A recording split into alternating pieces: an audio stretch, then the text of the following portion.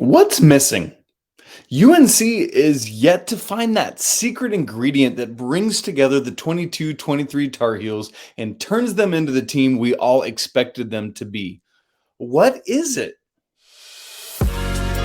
You are Locked On Tar Heels, your daily podcast on the UNC Tar Heels, part of the Locked On Podcast Network, your team every day. Hey there, it's Wednesday, January 4th, 2022. Welcome into the Locked On Tar Heels podcast, the only daily North Carolina show out there. I'm your host, Isaac Schade. I want to thank you for diving in and joining us, making it your first listen or watch of the day. Today on the show, we are going to preview the Pitt game coming up tonight. I want to update you on some news we learned on Tuesday about possible NCAA tournament expansion. Yes, I know it's miserable and awful, but I gotta give you the news on it. But first, on further review, what's the missing piece? I feel like I keep looking back at this Pitt game, and in some ways it's kind of a microcosm of lots of things that have happened this year, and it's like, what's missing? What am I not seeing? Let me put it this way to you. When my family goes to a restaurant, I like to play a game with my kids where after we order and we're waiting on our food, I'll take a couple things out of my pocket or some things off the table and set them up. Maybe it's a salt shaker, a pen like I've got in my hand right now. I've got some extra batteries over here. And so my son Pax, he'll memorize what the 5 or 6 things are on the table. And then he'll close his eyes. I'll take one of them away and I say, okay, what's missing? And then his job is to figure out what's not there, how to make this set complete again, and how to make it what it's supposed to be. I feel like that's what's happening with the Tar Heels right now. There's something missing, and I'm stumped by it. I look at the table, and I can't see what it is that Paxton took off the table to make the set incomplete. There's something not clicking with North Carolina right now. At some point last year, they found that. Whether it was from a personnel standpoint, when Brady Manek was inserted into the starting lineup after Dawson Garcia's injury and ultimate decision to go home and be with his family as they went through a difficult time. That ended up giving Carolina just the right mix to allow all 5 of that Iron 5 to do exactly what they needed to do. It was just the right recipe of things. Whatever that thing is, whatever that missing ingredient, that missing piece, whatever you want to call it is this year, whatever that thing is, North Carolina hasn't found it yet. Maybe it's the coaches haven't found it and helped the players put it in. Maybe it's the players themselves haven't been able to just put their fingers on it and make it come together. And so what is it? Is it another personnel change similar to last year? We talked about this a couple weeks ago on the show, but is it worth considering a starting lineup change? Man, when I look at the lineup, I don't see much of whom, like the only person I would even begin to point to might be Pete Nance. And if so, I think you go most likely with Puff coming in for him. Although, yeah, I mean, anybody else I think of, if I think of Tyler Nickel and his offensive ability, his shooting, you lose a lot there defensively. It's just like, where do you go with that? What is that missing piece? If it's another personnel change, is it something in how many minutes the bench depth is getting? Maybe it's not about changing the starting lineup, but it's more about how do you utilize the various rotations and depth and 3-guard lineup and things of that nature. Maybe it's a scheme tweak like Carolina had a couple weeks ago where they changed how Bacot was getting to the rim or where he was stopping offensively. It's like now, instead of stopping out front as much, just get to the rim, we'll find you. And he's been on fire since 3 straight 20-plus point games. Maybe that's the thing. Maybe it's already in. It just hasn't caught hold yet in as big a way as it needs to. So maybe the thing is already there and we're just missing it. What else is there that can give this team the mix they need to best utilize who they each individually are and what that means about who they can corporately be as a team, be it the starting five or the 8, 9, 10 players that are going to play night in and night out. Whatever it is, I don't think either the Tar Heels haven't found it yet or they haven't figured out how to fully put it into play yet, and we're still waiting to see. I still firmly believe that what happened last year can happen this year.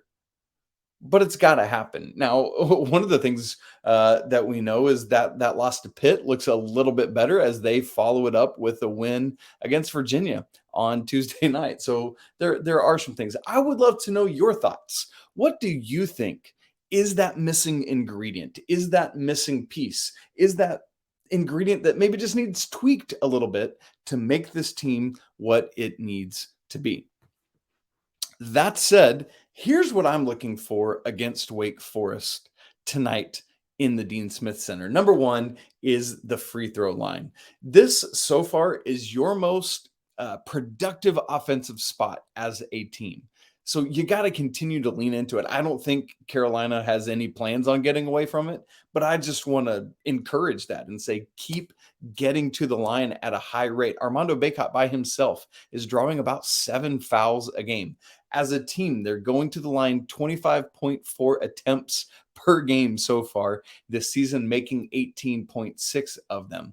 When you look at the fact that Carolina is averaging 80.9 points per game, 18.6 of which are coming from the line, that means Carolina is averaging a full 23% of their points from the free throw line. 23 in the Jordan year. I think he approves. So get to the free throw line against Wake Forest. Number two, your second most productive offensive spot right now is that man we just talked about, Armando Bacot. He has to touch the ball on every offensive possession. Like Hubert Davis needs to mandate that. Guards, your job is to figure out a way, possession in and possession out, to get Armando Bacot the ball in position to succeed. Whether that's 2 feet already in the lane and just turn around and lay it in, whatever it is, Armando Bacot has to be a conduit through which Carolina operates offensively. Number three, you cannot have lapses. You have to play a full 40 minutes of basketball in this game. We can recognize Carolina's second half was not great against Pitt. Going back to what I just said about Virginia losing to Pitt last night on Tuesday night, the same was true. Pitt had a great second half, so maybe that's part of it, is Pitt's just a good second half team. But the issue for Carolina against Pittsburgh, yes, it was the second half, but it was made important, the second half outcome, because of Carolina's lapse down the stretch of the first half. There was about a 3.5 minute stretch where the Tar Heels, after having built out a very comfortable lead in the first half, turned the ball over on 5 out of 6 possessions, allowing Pitt to get right back in and tie things up. That's not what you can do. I know Carolina stretched the lead back out, but had they not done so, had they not had that stretch of turning the ball over 5 times in 6 possessions, what do you do? Like if you score on just 3 of those even and expanded to a double-digit lead, what would have been the only double-digit lead of the game, who knows what that means for the second half.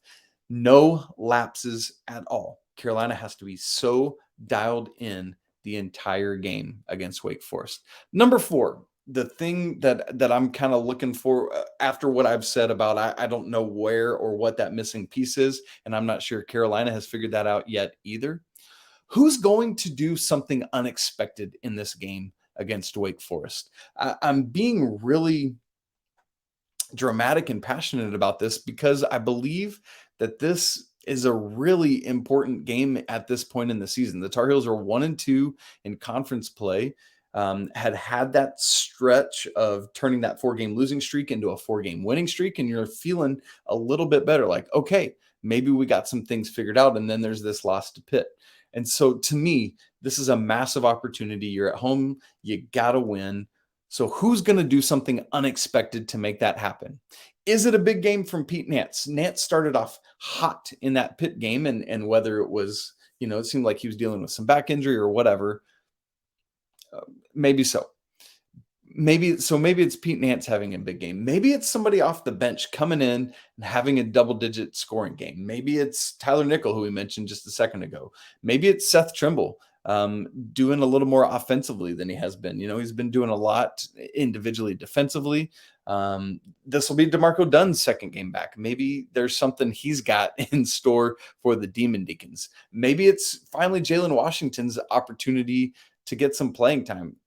I'm not optimistic about that based on what we saw at Pitt, but maybe there's this, hey, we're going to hold you off a little more on the road, but when we're at home in the friendly confines, as it were, we're going to get Jalen Washington some minutes. So we'll watch out for that as well.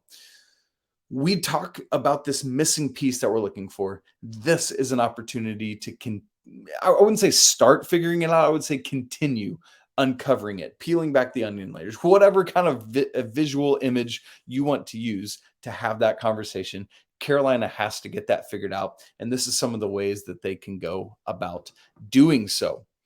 Well, I want to talk specifically about Pitt, what you can be expecting, about Wake Forest, what you can be expecting as they come into the Dean E. Smith Center tonight, Wednesday night. I'll tell you all about that very soon.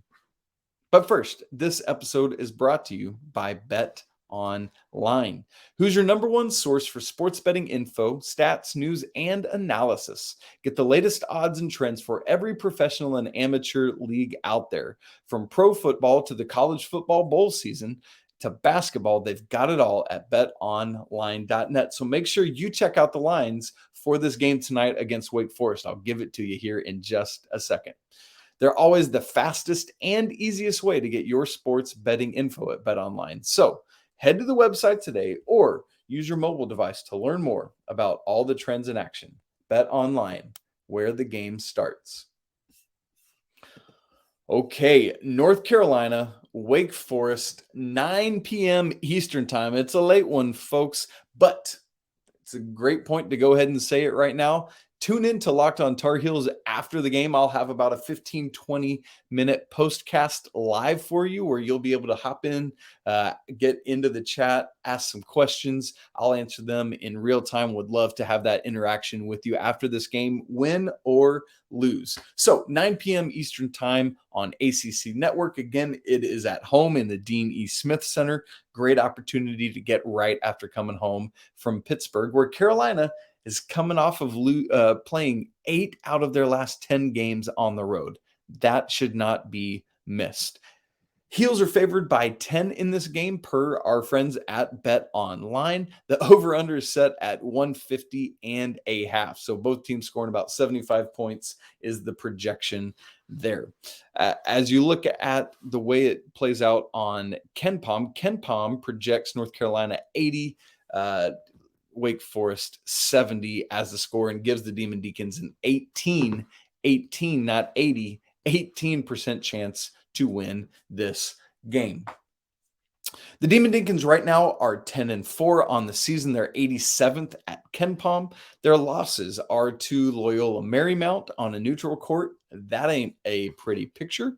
I'll just tell you that right now. At Clemson, so a true road loss. Carolina's had a couple of those themselves this season. And that Loyola Marymount game, I mean, you don't want to lose that. They're ranked 103rd at KenPom, which isn't awful. And I mean, truth be told, that's not that far behind Wake Forest's 87. So I guess we should mention that. They also lost to LSU on a neutral floor, and they lost at Rutgers. And I know you hear that and you're like, Rutgers, that's a miserable loss. It's actually not. Rutgers is 16th right now in KenPom. And that's a true road game at Rutgers, by the way. And did you see what Rutgers did? Beating one of the final 2 undefeated teams and number 1 in the nation, Purdue, earlier this week. So not a bad loss in terms of opponent against Rutgers, but they were blown out by 24. So the loss itself is not great. As for their wins, not too long ago, I would have said that Wake Forest's best win, was at Wisconsin, and that doesn't move the needle much at all. However, their last 2 games, both at home. I'll give that caveat, but one against Duke, 81-70. So it's not like they needed a buzzer beater or anything. And then they beat Virginia Tech. That one was a close one, 77-75 on New Year's Eve. And so Wake Forest got a little bit of some movement going. Have 1-2 in a row, so they're going to come in. As you look at the starting lineup, at least what they've done the past couple games, they've changed around a little bit. But they've got, in terms of the size of the front court, that can match up with Carolina. Matt Marsh is a 7'1" sophomore. Andrew Carr is a 6'10" junior. And so those guys can match up with Bacot and Nance. Make no mistake about it. Damari Monsanto is 6'6" guard, so a little bit shorter than Leaky Black, but will certainly be able to hold his own. And then the backcourt is similarly sized as well. 6'4" Cam Hildreth and 6'1" Tyree Appleby, who is the main name to know. And both of those guys match up size-wise with RJ and Caleb. So keep your eyes out on that.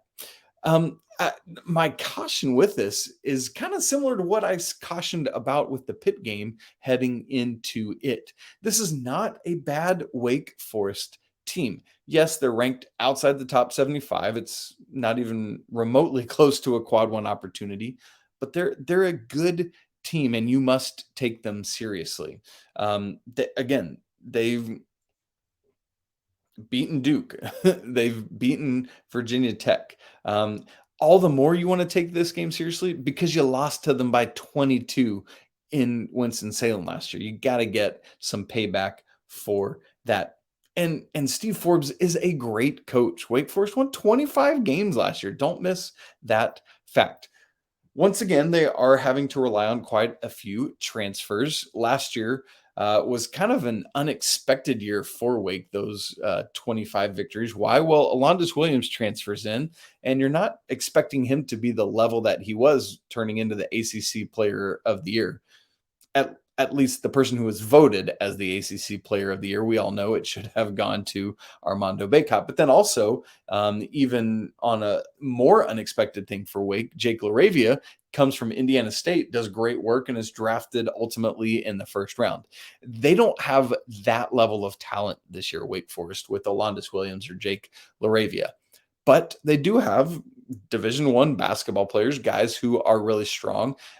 Where Williams goes out, Tyree Appleby comes in by way of Florida, by way of Cleveland State, played 2 years at each of those schools, and now he is at Wake Forest. He's the dude you got to be aware of, 6'1", so he'll likely be an assignment for RJ Davis, although we've seen Coach Davis put Leaky Black on a player like Kihei Clark from Virginia, who's also diminutive like that. So I guess I shouldn't say it'll definitely be RJ's assignment, but we'll watch out for that. Appleby had 32 at Wisconsin, that big win of theirs that I mentioned, which is now I would classify as their third biggest win, although as a true road game, that's a big deal. He leads this team in points, 18.4 per game, assists 5.4 a game.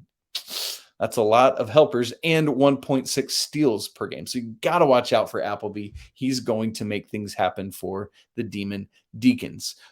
Per Coach Forbes, they aren't as big as last year, although as you see, the front court matches up. The reason he says that has switched some of his guards around because I mentioned Hildreth, who's 6'4", and so you got a little bit more height with some of that. But they've got other guards that they've been transitioning in and out, and those guys do not have much height. They're 6 foot, 6'1", and so that wouldn't match up well.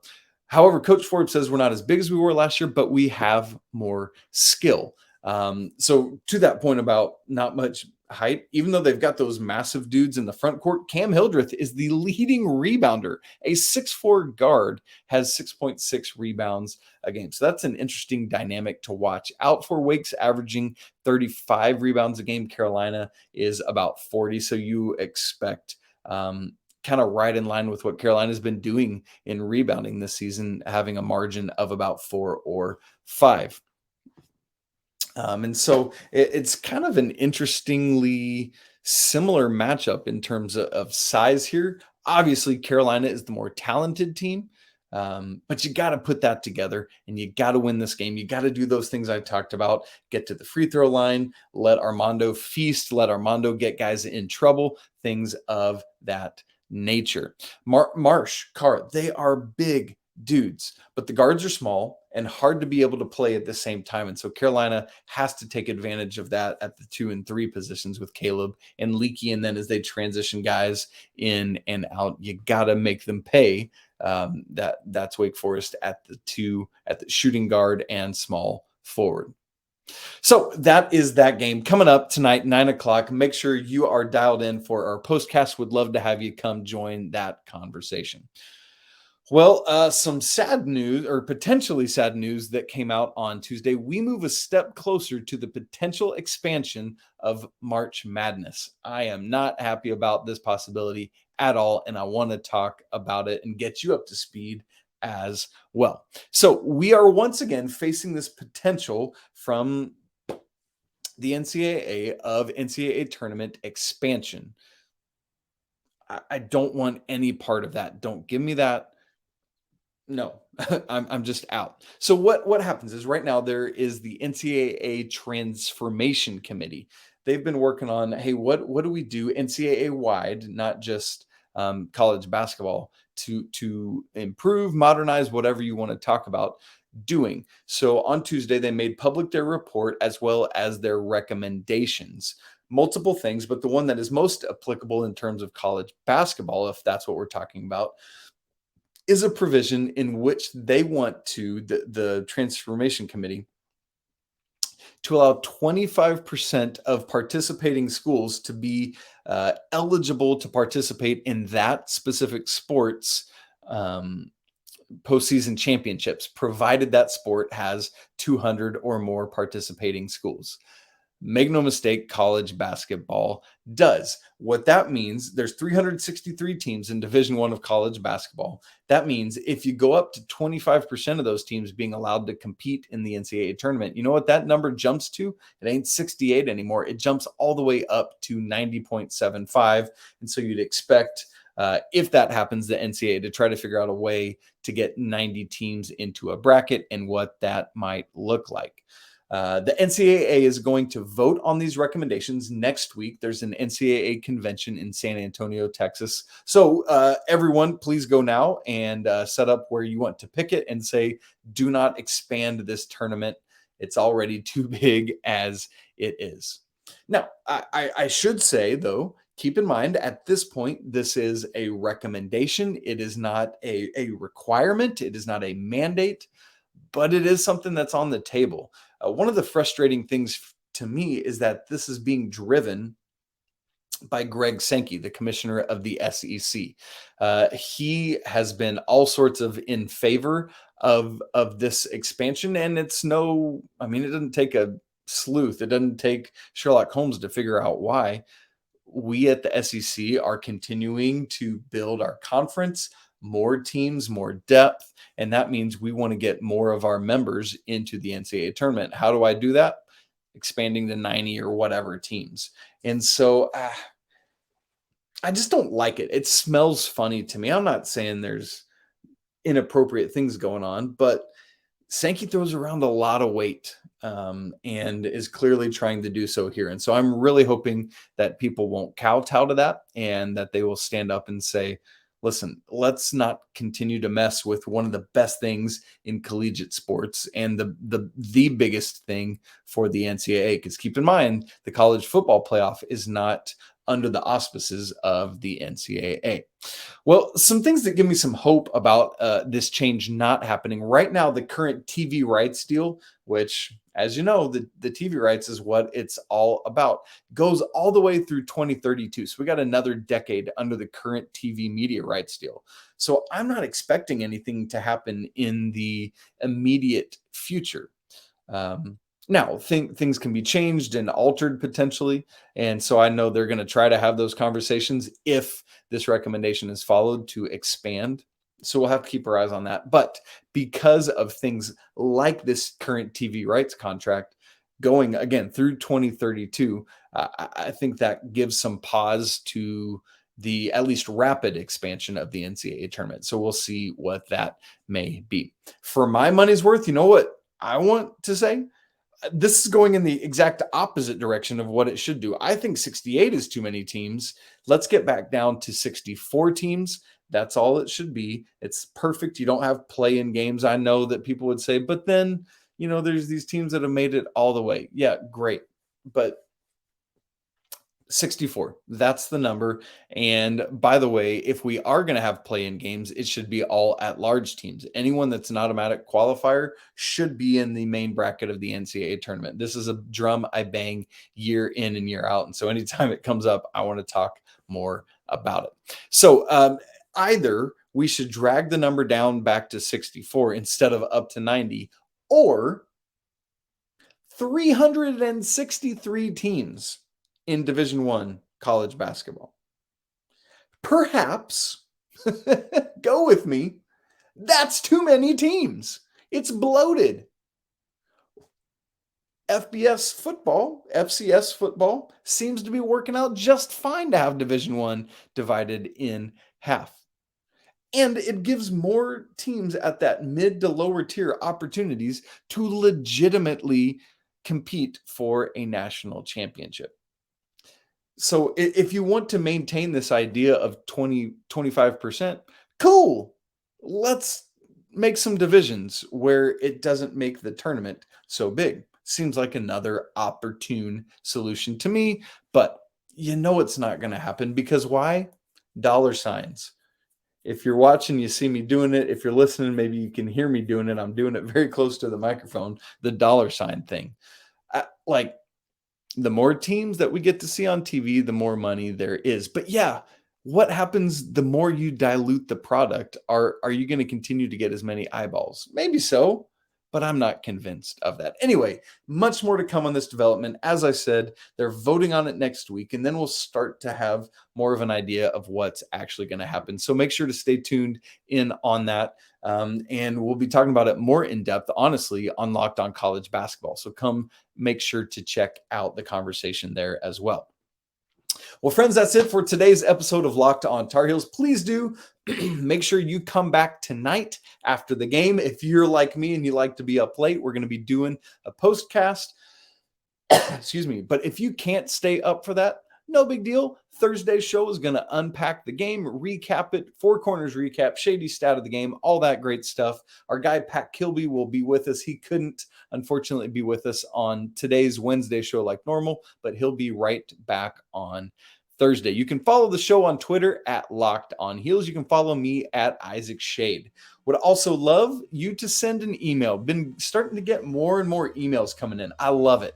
Love it, love it. Keep them coming. LockedOnTarHeels@gmail.com. Please don't forget to submit nominations for the Heel of the Week and the Heel of the Week.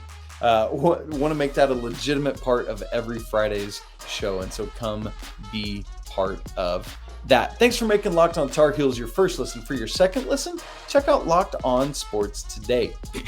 Biggest stories of the day, instant reactions, big game recaps, and of course, the take of the day. Available on Odyssey, YouTube, and anywhere else you get podcasts.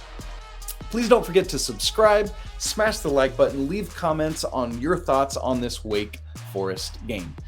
Really appreciate you joining me on a Wednesday to hang out, talk Carolina basketball, get you ready for this game tonight, and talk about the potential unfortunate expansion of the NCAA tournament. Regardless the case, it's always a great day to be a Tar Heel, right? You know it, I know it. Until tonight, or if you can't stay up, until tomorrow, peace.